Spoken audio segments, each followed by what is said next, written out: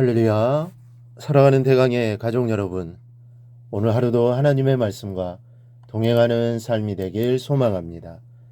오늘 함께 나눌 하나님의 말씀은 사도행전 14장 20절에서 28절 말씀입니다.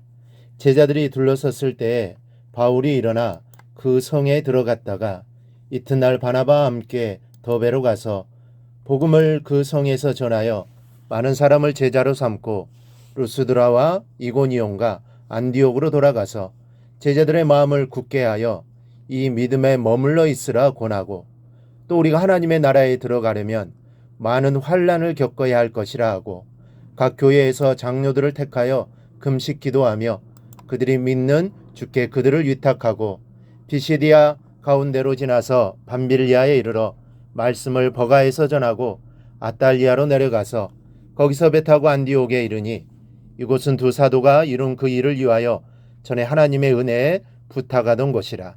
그들이 이르러 교회를 모아 하나님이 함께 행하신 모든 일과 이방인들에게 믿음의 문을 여신 것을 보고하고 제자들과 함께 오래 있으니라. 아멘. 바울이 복음을 전하다가 돌에 맞았습니다. 어설프게 맞은 이 돌팔매질이 아니었습니다. 멀리 안디옥과 이고니온에서 바울을 죽이려고 계획하고 쫓아온 자들입니다. 핍박하는데 얼마나 열심이었는지 모릅니다.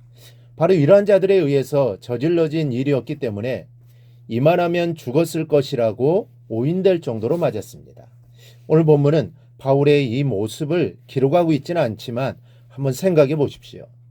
얼마나 처참했겠습니까? 얼굴이나 육신이 온전한 데가 있었겠습니까?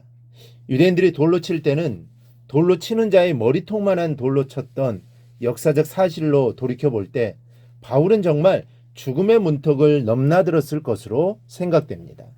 육신의 몇 군데쯤 부서졌을 것이고 살가죽은 심하게 찢어져서 선혈이 낭자했을 것이 불을 보듯 뻔한 사실입니다. 바울은 이렇게 맞은 다음 성 밖에 내동댕이 쳐졌습니다.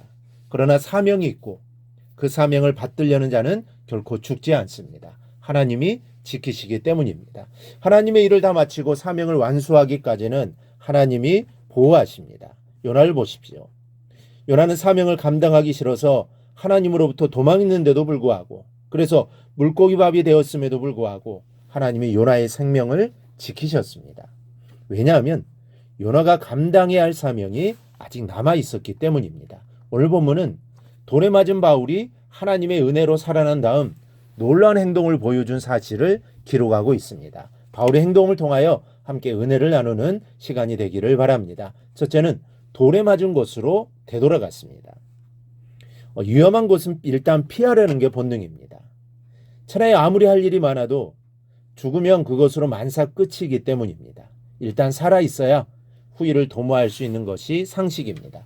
그러나 바울은 이러한 인간의 상식을 정면으로 거부했습니다. 의식이 회복되자마자 만신창이가 된 모습으로 곧장 돌에 맞은 루스드라로 들어간 것입니다. 여기서 생각해 보시기를 바랍니다. 바울을 본 루스드라 성 사람들의 마음에 어떤 생각이 들었을 것 같습니까?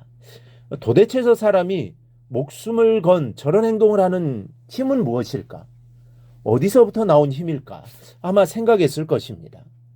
궁금해지고 바울이 믿고 전하는 예수를 자신들도 믿고자 했을 것입니다. 저 사람이 저 정도로 목숨을 걸 정도라면 예수라는 분은 정말 믿을 만한 분이라는 생각을 했을 것입니다. 여러분, 100마디 말보다 더 효과 있고 힘 있는 것은 그 말을 뒷받침하는 한 번의 행동입니다. 보여주는 것이 말보다 100배는 더 낫습니다. 하는 모양을 보면 그 사람을 알 수 있는 것처럼 하는 행동을 보면 그 사람이 믿는 신이 어떤 분이신가를 알 수 있다는 사실을 우리는 알아야 합니다. 여러분들의 사는 모습을 보고 하나님이 어떤 분이신지를 사람들이 알게 된다는 말입니다. 목숨을 건 바울의 행동은 예수님이 목숨보다 더 귀한 분이요 목숨을 걸 가치가 있는 분이심을 입증한 것입니다. 이 전도를 할 때 중요한 것이 바로 이것입니다. 말보다는 확신 있는 행동이 중요합니다. 이 사람들이 겉으로 말은 안 해도 속으로는 네가 정녕 믿는다면 말보다는 먼저 믿는 대로 행동해 보라고 요구하기 때문입니다. 그러므로 예수를 전하는데 누군가 핍박을 가해오면 바울처럼 하나님을 믿는 자로서 핍박을 두려워하지 않는 자세를 보여줘야 합니다. 오히려 핍박 속으로 뛰어들고 그 속에서 예수를 나타내야 하는 것입니다. 예수님은 무엇으로도 비교할 수 없는 고귀한 분이시지만 그러나 사람들은 여러분들의 태도나 행동을 보고 예수님의 가치를 매기기도 하고 믿거나 부인하기도 하기 때문입니다. 예수님은 얼마나 가치 있는 분으로 받아들여지고야 하고 제자되게 하느냐는 전적으로 여러분들의 행동에 달려있는 것을 알아야 합니다. 그래서 그리스도인다운 행동을 보여야 합니다. 둘째는 오히려 권면하고 전도했습니다. 내가 당하는 핍박은 나만의 문제라고 생각한다면 크게 잘못된 생각입니다. 내가 받는 핍박으로 인하여 두려워하는 형제들이 있기 마련입니다. 믿음이 약해서 흔들리는 사람이 생기게 됩니다. 소문으로도 두려워 떠는 사람이 있습니다. 아마도 바울이 당한 일은 삽시간의 소문으로 퍼져나갔을 것입니다. 바울을 돌로 친 유대인들이 자신들이 사는 안디옥과 이고니온으로 돌아가서 이 사실을 유포시켜서 믿는 성도들을 은근히 협박했을 것은 보지 않아도 뻔한 일입니다. 돌에 맞은 현장인 루스드라에는 이 소문이 파다하게 퍼져나갔을 겁니다. 바울은 이 점을 알고 있었고 그래서 믿음에 머물러 있으라고 권면하는 동시에 하나님의 나라에 들어가려면 많은 환난을 겪어야 할 것이다 라고 마음의 각오를 시킨 겁니다. 그뿐입니까? 그러한 사경을 헤매는 스련에도 바울은 전역을 하지 않고 수레 안디옥으로 돌아가면서 복음 증거하기를 쉬지 않았습니다. 죽어도 멈추어서는 안 되는 것, 그 어떤 고난을 경험해도 포기해서는 안 되는 것이 전도입니다. 그러니 전도에 관심을 갖고 열심을 내시기를 바랍니다.